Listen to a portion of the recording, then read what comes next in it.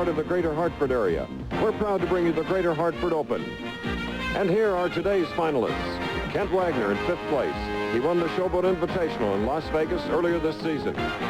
He will meet 4th place qualifier Tom Baker, who already has 7 PBA titles to his credit.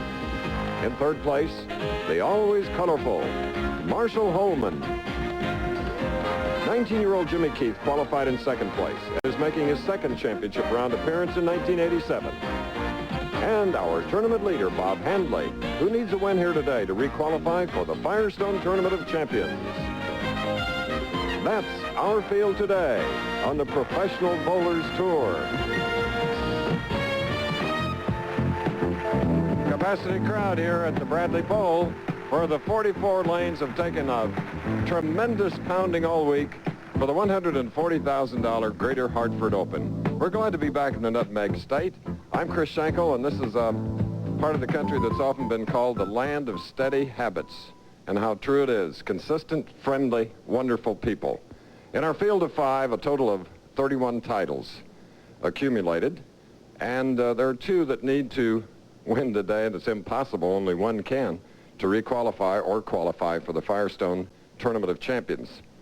Later on this afternoon, ABC's Wide World of Sports, a World Welterweight Championship bout from London, England, Hunnigan versus Blocker, 2 undefeated welterweights, to be followed by the Wood Memorial, the race for 3-year-olds.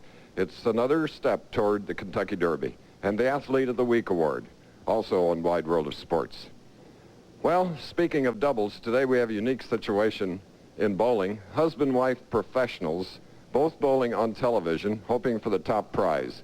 To explain that a little bit further, here's a man that won twice here at the Greater Hartford Open, my colleague Nelson Burton Jr. Bo. Thank you, Chris. As you alluded to, Chris, we have a husband-wife team on the line. Lisa Wagner is in Ohio right now, bowling in the finals of the $200,000 U.S. Open tournament, and his wife is in 3rd place. And Kent, obviously, she's going to be on later. You're in the 5th place. You're going on right now. You have any advice for her? Just take her time and try as hard as she can. Do you have any idea what Lisa averaged in the tournament? She told me she was averaging almost as much as you. Can she beat you anyway?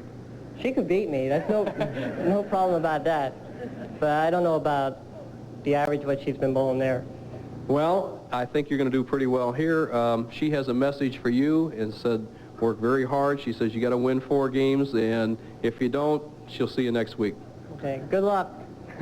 And I'm sure that she will have good luck. Good luck, Kent. I'm here from Cleveland, wishing you all the best of luck. Let's make some history today, and maybe we'll both win. Let's hope so. Thank you. All right. Good luck, Kent. And now, Chris, they're ready for some action. Thank you. Okay. Hundreds of miles apart, and here in the Greater Hartford area, $23,000 is the money that Kent is shooting for. 12 for 2nd, 8, 6, and 5. We're ready for that first match. Tom Baker is Kent Wagner's opponent. Tom with 7 titles, 32-year-old native of Buffalo, New York, one of the really neat professionals on the tour, and has been for 11 years. Here's his first stroke. And we'll probably see a lot of that this afternoon. It's a 10-pin on the left lane, Bo. Chris, the championship here, I think most of the players are going to have no trouble reaching the pocket. The scores have been very good all week. And as Tommy Baker is signaling down to the pit area where the pins are set up, he threw the first ball, left the 10-pin, and the machine swept the 10-pin off. So obviously it has to be reset. And talking once again the environment we're in, we have a 44-lane bowling center right across from Bradley International Airport. This has been the site of a PBA tournament since 1974. So Baker taking his time across lane for the 10. Well, this is a house you know. You won the first 2 events. You've got it zeroed in. 74-75. Baker here in 87. Incidentally, Bo finished 23rd this week, and he told me that next week in the Firestone Tournament of Champions, he will finish much higher. Okay, Kent Wagner now. Here he comes. You saw his wife, Lisa, from Ohio. Here is a 120-pounder, by far the smallest in the field, a stylist. High hit and leaves the 4-pin on the right lane. The championship pair, the left-hand lane, the players tell me, does not hook quite as much as the right-hand lane. As you see, the style of Kent Wagner, as you alluded to, Chris, very slightly built, but it gets a high backswing, drives through very hard with that right foot, that pivot step. Not very low at the line, but in his size, you don't have to get down that close. With a moderate amount of speed, he covers the 4-pin to mark with a spare. So we're all even through one frame here in the finals of the Greater Hartford Open. We're live.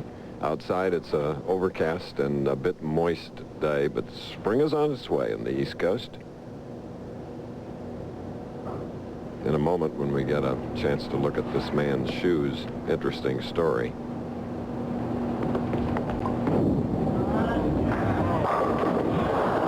Another 10, again on the left lane. The solid 10, once again, you'll see the 6-pin right here just fly around the top of the 10. When it lays down here in the channel, it's called the weak 10. When it elevates right around the 10, the solid 10. There's nothing much a pro or amateur alike can do anything about that. Just go right back to the same place.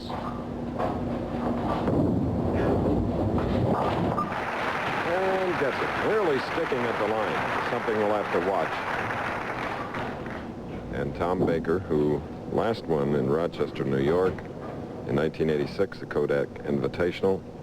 It's his 35th television appearance over the years. Tom Baker, classic style, semi-fingertip grip, index finger spread wide, nice 5-step delivery. And it just didn't come up, leaving the 1, 2, 4, 6, 10.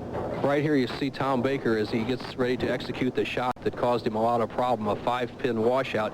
Right here at the line, he should stay down, but he raises up just a little bit at the foul line, doesn't get the lift. As Chris alluded to, a very difficult washout, an unusual washout spare.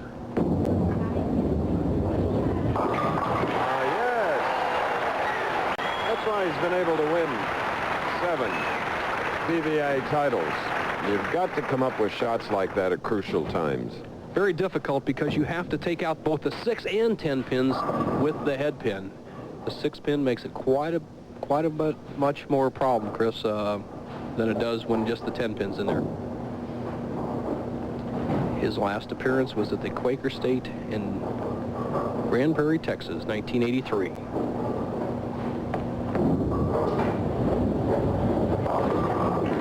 There he gets them all. Tom Baker. Okay, and he says, go ahead, it's all yours, Kent Wagner. Kent Wagner, 2 different bowling shoes.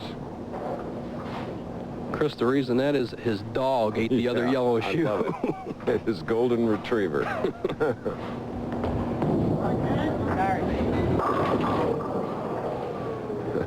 Now we have a 6-pin on the right lane. We're getting some smiles from both competitors.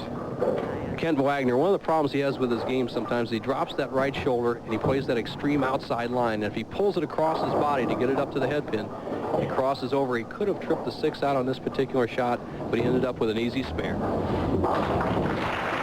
Okay, consistency now on the part of both professionals, 3 pins separating them. We're in the first match. The winner will meet Marshall Holman, who will be in his 87th television appearance. And he believes, too, that he's long overdue. Following that will be 19-year-old Jimmy Keith of West Palm Beach, Florida, and then Bob Hanley from Pompano Beach.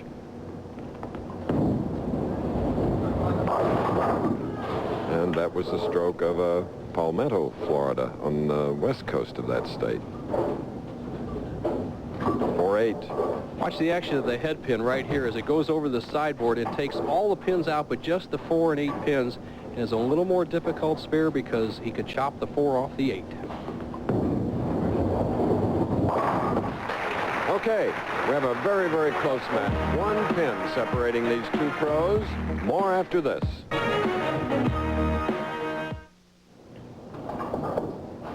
Here at the Bradley Bowl in the Greatford Hartford area, Windsor Locks, this man from Buffalo, New York, trailing by 1 pin. He has a strike up. He can take a 9-pin lead with a strike. Another 10-pin. Once again, we see the players around the pocket, but nobody able to put 2 strikes together. In fact, Kent Wagner has no strikes through the first 4 frames. Not what we really expected, but Chris, in Cleveland, 4 or 5 weeks ago, we expected big scores. Nobody struck the first 4 or 5 frames, and then they went wild for the last hour. So I expect that to happen here again today.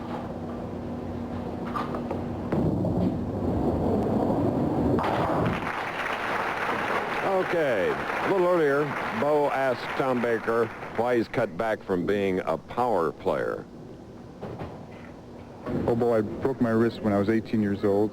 It was never set right, and 6 years ago I had corrective surgery on it, and it's still not right today. What I've done in the past is I used to throw a big powerful hook, and what I've done is I had to cut down to a more finesse-style, slow ball type of bowler that I am today. And what I do is out there is just try to hit my mark and try to keep it as straight as I can.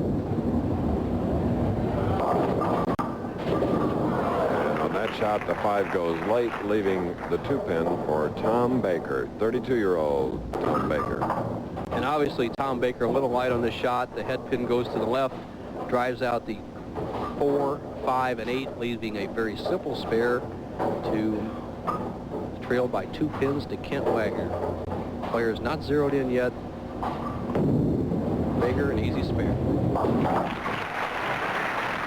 Okay, Kent Wagner's back up. He won the Showboat Invitational this year, and he could join Randy Peterson, the only 2-time winners this year. So in our 15 tournaments, we've had 14 different winners.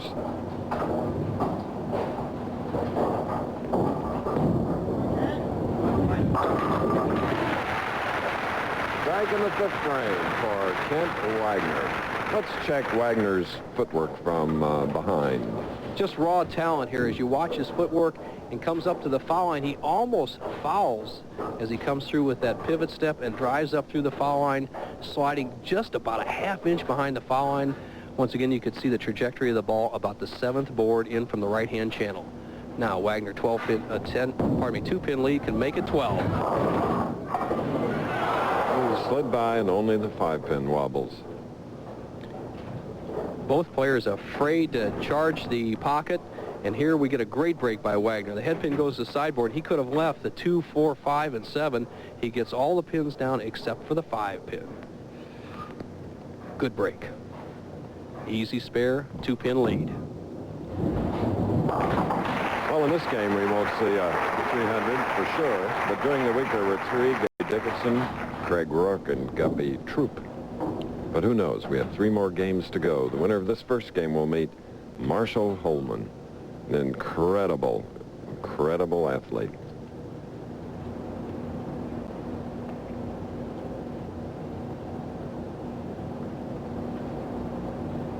Baker with a spare up, right lane. He gets it.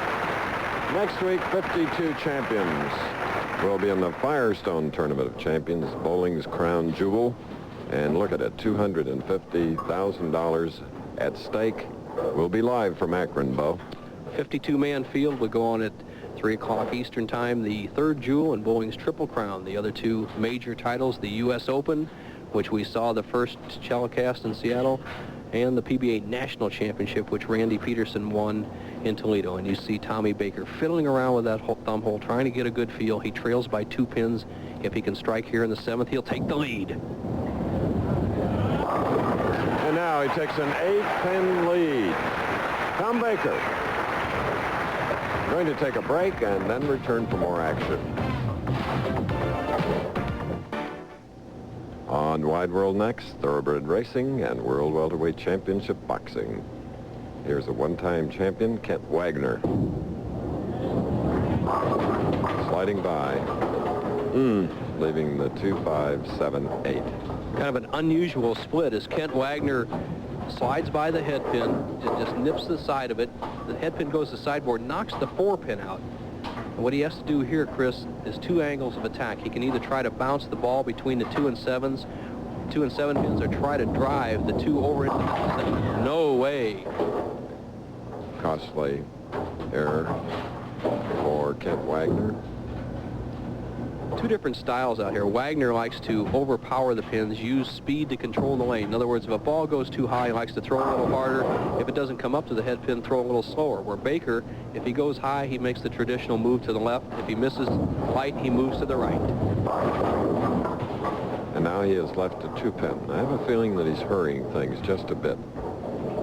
Good point. And historically, in this bowling center, and all week it proved out, Chris, as the lanes begin to hook more and more, the scores come up. Yesterday morning, Friday morning, all the players struggled the first game or so. Once the lanes began to hook, the scores went real high. Okay.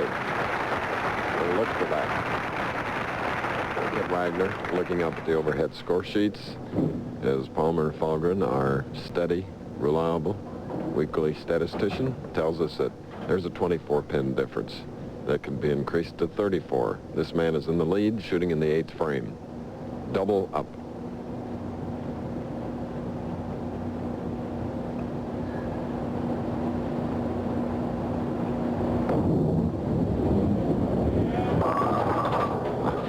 A high hit, 3, 6, 9, 10. Boy, we've seen them all, Bo. You're right, Chris, and I think this is the toughest spares that professional bowlers have to shoot. The 3, 6, 9, 10, as you see Baker with that somewhat outside trajectory, sends the ball out near the channel, cannot control the hook in the last 5 feet.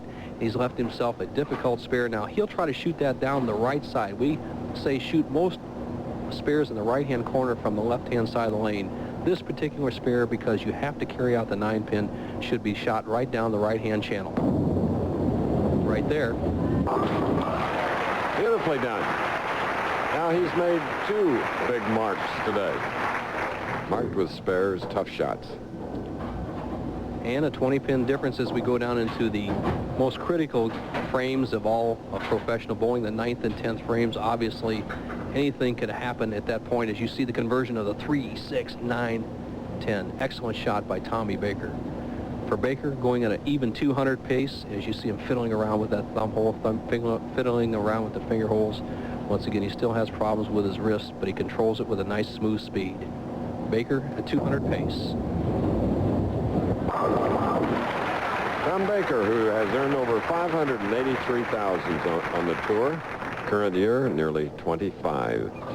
He, like Kent Wagner, whom you're looking, battling for the $23,000 first prize today. Winner of this match to meet Marshall Holman, then Jimmy Keefe, and then cranking Bob Hendley.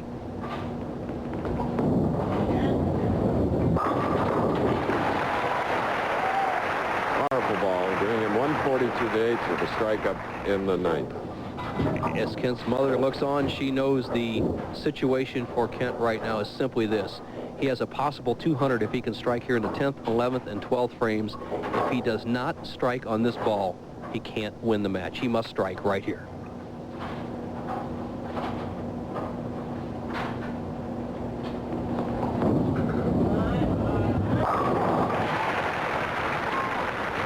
Still alive. All right. But that sets up for Kent Wagner as a possible 200 game. Baker going at a 200 pace, considering he gets a spare and strike in the 10th frame. A good possibility of a tie match in our first game here today. Wagner would even the match with this strike.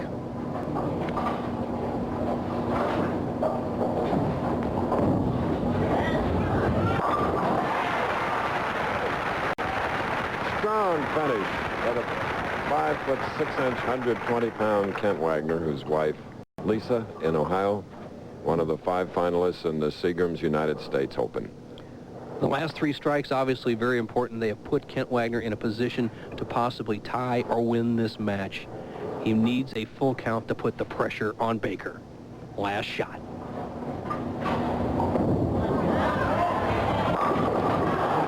A 10. 199 for Kent Wagner. Solid 10 for Kent Wagner right here in the 12th frame. And what this sets up for Tommy Baker is this. Baker must strike on either this ball here in the first one of the 10th or the next shot, considering he spares. If he gets anything less, we would have a tie or Tommy would lose the match.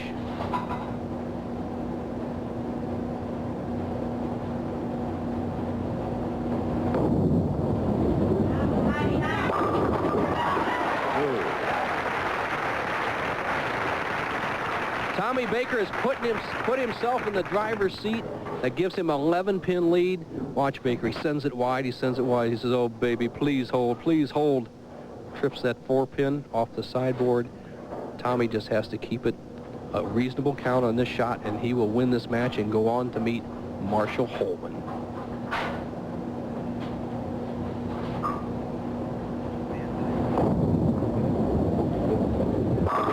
Okay, we have a winner. Tom Baker will next go against 20-time champion Marshall Holman. And what a match that should be.